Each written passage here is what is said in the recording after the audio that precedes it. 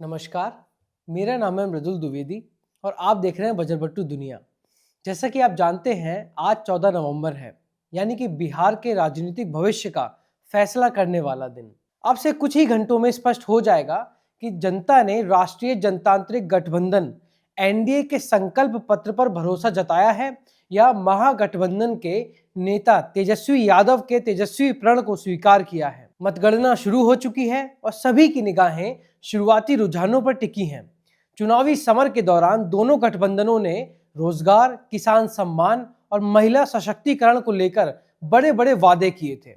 NDA ने 1 करोड़ रोजगार और 9,000 किसान सम्मान निधि का वादा किया था, जबकि महागठबंधन ने सरकारी नौकरी के लिए कानून बनाने और 5 लाख रुपए तक ब्याज मुक्त ऋण देने का संकल्प लिया था। आज इस निर्णायक दिन पर आइए एक बार फिर उन वादों की समीक्षा करें जिनके आधार पर बिहार की जनता ने अपना मत दिया है। अब देखना यह है कि संकल्प भारी पड़ता है या प्रण।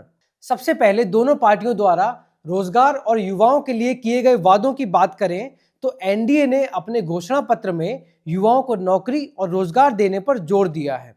उनका मुख्य वादा 1 करोड़ सरकारी नौकरी और रोजगार के अवसर पैदा करने का है, जिसमें कौशल जनगणना करके कौशल आधारित रोजगार देने की बात कही गई है।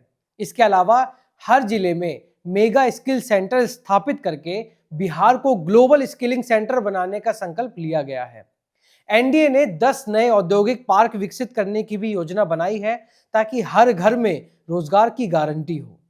वहीं महागठबंधन ने रोजगार के मुद्दे को केंद्र में रखा है और उसका वादा एनडीए से भी बड़ा है। उनका प्रमुख प्रण हर परिवार के एक सदस्य को सरकारी नौकरी देने का है।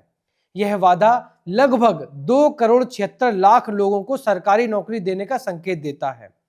तेजस्वी यादव ने 20 महीने के भीतर सरकारी नौकरी के लिए एक नया अधिनियम बनाने का भी संकल्प लिया है। इसके अलावा उन्होंने सरकारी नौकरियों के लिए फॉर्म और परीक्षा शुल्क समाप्त करने और प्रतियोगी परीक्षाओं के परीक्षार्थियों को परीक्षा केंद्र तक मुफ्त यात्रा सुविधा देने की बात कही है। आईटी पार्क, एसईजेड, डेयरी और एग्रो बेस्ड इंडस्ट्री जैसे क्षेत्रों में बड़े पैमाने पर रोजगार सृजन पर भी जोर दिया गया है।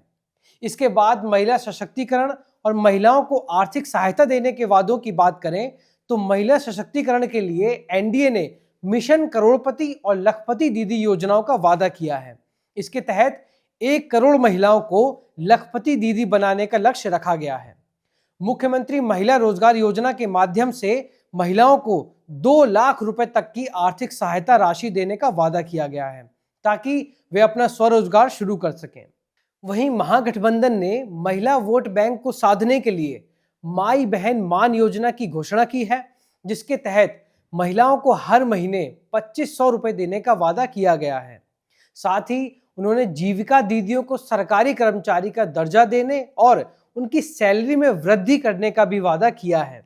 इसके अलावा अति पिछड़ा वर्ग के लिए अलग से जारी घोषणा पत्र में महिलाओं को उद्यमी बनाने के लिए 5 लाख रुपए तक का ब्याज मुक्त ऋण देने की बात कही गई है। दोनों पार्टियों ने किसानों और गरीबों के लिए जो घोषणाएं की हैं, उनकी बात करें तो किसानों के लिए एनडीए ने कर्पूरी ठाकुर किसान सम्मान निधि की शुरुआत का वादा किया है, जिसके तहत किसानों को प्रति वर्ष 3,000 रुपए दिए जाएंगे, जो केंद्र की प्रधानमंत्री किसान सम्मान निधि की राशि 6,000 के साथ मिलकर कुल 9,000 हो जाएंगे। पंचायत स्तर पर सभी प्रमुख फसलों जैसे धान, गेहूं, दलहन, मक्का पर न्यूनतम समर्थन मूल्य की खरीद की गारंटी दी गई है। गरीबों के लिए पंचामृत गारंटी के तहत मुफ्त राशन, 125 यूनिट मुफ्त बिजली, 5 लाख रुपए तक का मुफ्त इलाज, 50 लाख नए पक्के मकान और सामाजिक सुरक्षा पेंशन का वादा किया गया है। वहीं दूसरी तरफ महागठबंधन ने किसानों को सभी फसलों पर एमएसपी की कानूनी गारंटी देने और पंचायत स्तर पर लहसुन, दलहन व मक्का जैसे उत्पादों की खरीद सुनिश्चित करने का वादा किया है। खेती के लिए प्रतिदिन 18 घंटे सस्ती बिजली और डीजल पर सब्सिडी देने की बात भी कही गई है। गरीबों के लिए महागठबंधन ने 200 यूनिट तक की फ्री बिजली देने का वादा किया है, जो एनडीए के 125 यूनिट के वादे से कहीं अधिक है। इसके अलावा मनरेगा की मजदूरी 255 रुपए से बढ़ाकर 300 रुपए करने और कार्य दिवस की संख्या 100 से बढ़ाकर 200 दिन करने तथा वृद्धा और विधवा पेंशन की राशि 1500 प्रतिमाह करने का भी प्रण लिया है। अब बात करें सबसे महत्वपूर्ण मुद्दों शिक्षा और बुनियादी ढांचा की, तो शिक्षा के क्षेत्र में एनडीए ने केजी से पीजी तक निशुल्क गुणवत्तापूर्ण शिक्षा का वादा किया है। साथ ही उन्होंने 7 नए एक्सप्रेसवे बनाने और 3600 किलोमीटर रेल ट्रैक का आधुनिकीकरण करने की बात कही है। पटना, दरभंगा, पूर्णिया और भागलपुर में अंतर्राष्ट्रीय उड़ानों के लिए ग्रीन फील्ड अंतर्राष्ट्रीय एयरपोर्ट बनाने और 4 नए शहरों में मेट्रो रेल की शुरुआत करने का भी वादा किया है।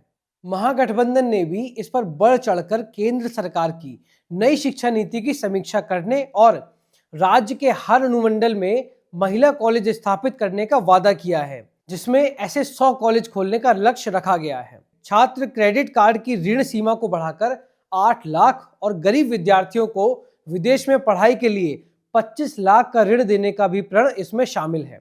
बुनियादी ढांचे पर उन्होंने विशेष रूप से कुछ बड़े वादे किए हैं, जिसमें राज्य में आईटी पार्क और औद्योगिक क्लस्टर विकसित करना शामिल है। वोटों की गिनती लगातार जारी है और हर पल राजनीतिक समीकरण बदल रहे हैं। शुरुआती रुझान संकेत दे रहे हैं कि मुकाबला बेहद कांटे का है। किसी भी गठबंधन को स्पष्ट बहुमत मिलना आसान नहीं दिख रहा है और ऐसे में हर सीट का परिणाम महत्वपूर्ण हो जाता है। दोनों गठबंधनों के घोषणा पत्रों में किए गए बड़े वादे, चाहे वह रोजगार की गारंटी हो, किसानों के लिए एमएसपी हो या महिलाओं को आर्थिक सहायता, अब जनता के फैसले की कसौटी पर हैं।